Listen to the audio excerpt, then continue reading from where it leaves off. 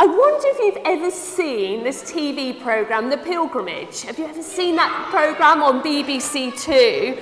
We're a little bit addicted to it in our family.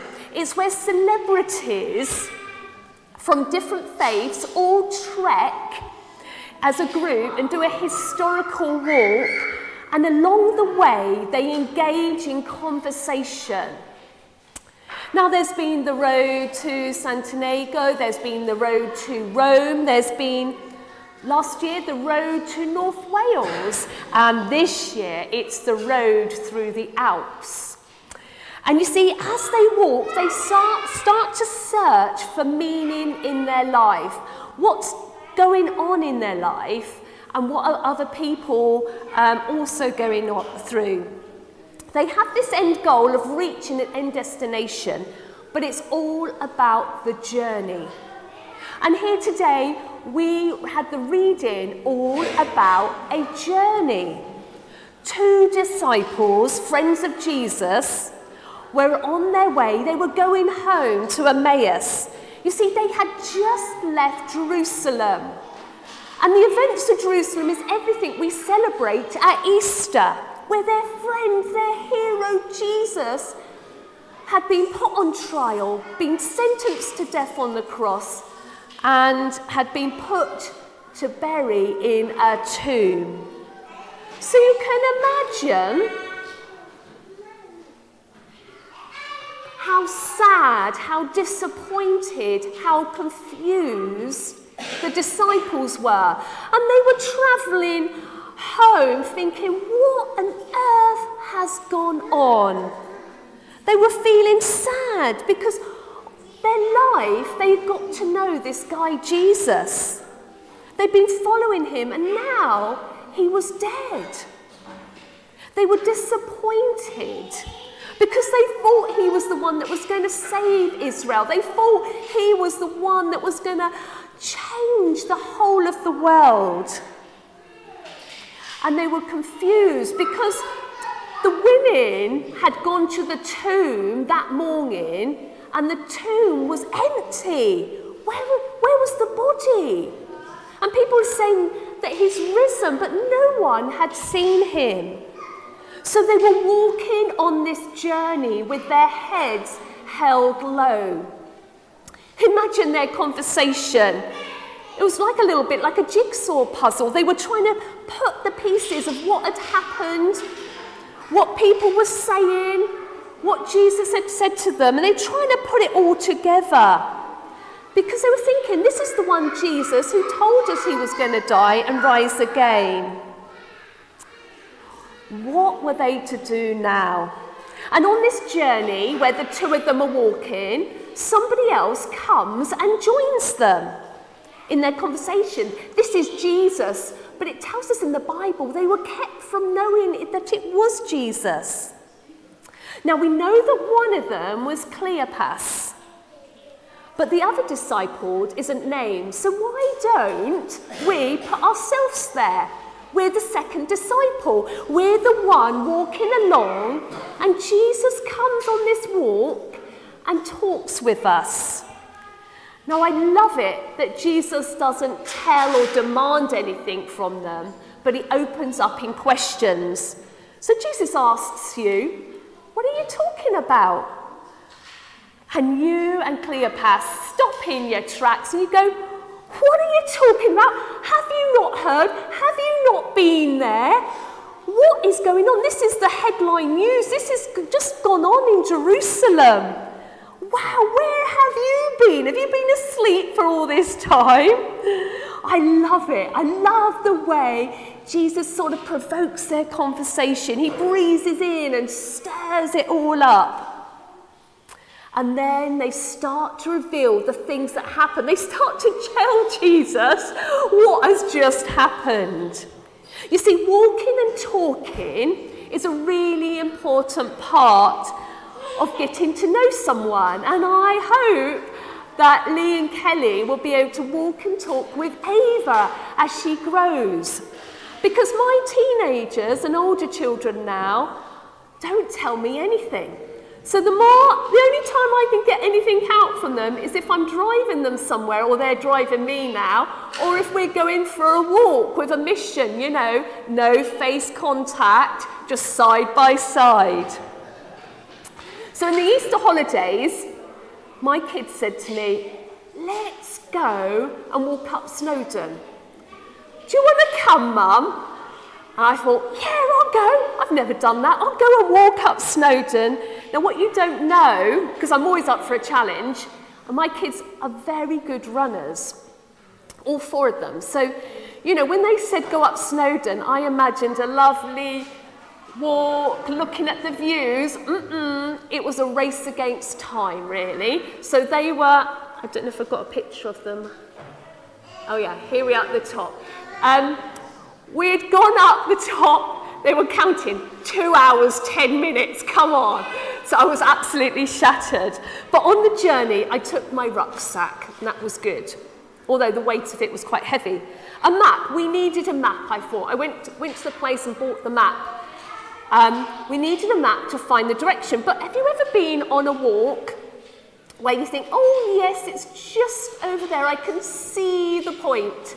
But as you come over the hill, there's another dip. There's something else going on here. Water, I definitely needed to have refill of water to refuel myself. And there were a few moments of rest where I could look at the views. The first aid kit, well, if you know me, I'm a little bit clumsy and always falling over, so I've got many grazes on my knee where I needed those plasters. A rope, I don't know if I've got this one up here, yeah. A little rope. Well, I didn't need the rope. I don't even know why I packed it. I think I've done all these sort of training events, we must have a rope. But I did need a helping hand from my kids pulling me up those steep parts. And a phone, really, to take those pictures at the top. You see, that's right at the top of it there, a couple of weeks ago. It wasn't just being at the top that has stayed in my head, but it was the journey. The chats I had with my kids, the talks, the laughter, the jokes we did together, all those things, it was the journey. And in the Bible, it talks about the road. Now, if you look at what the road means, it also means the way. You see, the way or the road is a metaphor for a spiritual life, a journey that we are on, where we make decisions based on our spiritual awakening with God. And here we are praying for Ava. She today has made a public declaration in her baptism that she belongs to God's kingdom, that she is walking on the road, the spiritual journey. Now, like my walk up Snowdon, life is a bit like ups and downs, isn't it? Some of us know more downs than up. And Ava's life is going to be packed with laughter and joy and funny bits and adventures and friends. But there will be many times when she's going to need your support. You're going to help her navigate all those tricky parts of her life. And we pray that as Ava's made that decision today, that Jesus will be in her life, that he will be her comfort, her joy. Give her a bit of wisdom from now and time again. Because it says in John's Gospel that Jesus is the way, the truth, and the life. Jesus is the way, that road, he is that way, the road that we call life. We can walk with Jesus and get to know him. And knowing that Jesus is with Ava will not only give her a sense of direction during life, but it will give her hope. Hope to choose the right things, but also to hope that she will live eternity with God. So, what will help Ava in this journey? I've got a few things here. And then Ava can have this bag after. She's going to need friends and family. So I've got her little friends and family here, symbol here. Let's see what I've put in. Yeah. She's going to need you around to inspire, to encourage her. Like my rope pulling me up, she's going to need every one of her family and friends. Her baptism today. So we've got baptism certificates for parents and godparents there that you can have. Knowing that they are praying for Ava. She's going to need those people praying for her. What also we've got for Ava is a little Bible. I love this Bible. It's the Osborne. I'm a bit of a book fan as well. The Osborne Bible with lots of lovely pictures. Because we believe it's God's word, his living word speaking into Ava's life. It's a little bit like that fuel, that food, that water that's going to feed Ava in her life. And when I thought we've got her a little candle that Ava, on her birthday, on her baptism, I'll leave it here, she can light it.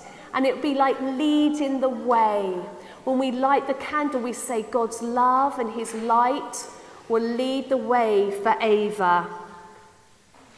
And in here I've got a little bookmark somewhere. I'll leave that with you. And it's got a prayer on it for Ava. That we believe, like the phone we chat to our friends, we believe prayer is the way we connect with God. And you can pray anywhere at any time. So on this ordinary road, the disciples encountered Jesus. They didn't know it was him, but they had a spiritual encounter. Their hearts were burning, it says, within, as Jesus revealed the scriptures to them. They wanted to know more. You see, do our hearts burn to know more about Jesus? When Jesus reached the village, they urged Jesus. I love it. Jesus is just going to walk on by. They said, come, Jesus, come into our house, come into our home. And as he broke the bread, their eyes were open. They realized it was Jesus. And we haven't got communion today, but it's a wonderful picture of breaking the bread, showing that Jesus died for us. He was broken for us. And he brings us eternal hope. You see, in life, we're going to have the opportunity to know Jesus. But not only that, we have the opportunity to experience Jesus every day, that he is walking and talking to us, whether it's in creation, whether it's through our friends, whether it's through the Bible, instilling his wisdom and joy in our lives. So on this journey, Jesus comes alongside them and joins in their conversation. You are the one on the journey, this journey we call life. And Jesus longs to come alongside you in your everyday conversation. Why? Because he will radically transform your life. He will guide you, he will bring you peace. He will bring you wisdom when you need it, and he will bring you hope of everlasting life. So the challenge today, friends and family of Ava, be part of her life. Be there for her. Walk with her. Talk with her. And if you can, talk about what faith means to you. And our congregation here. I challenge you this week, when you meet up with someone or when you're walking, talk about Jesus. Talk about your faith. Let Jesus be in your conversation.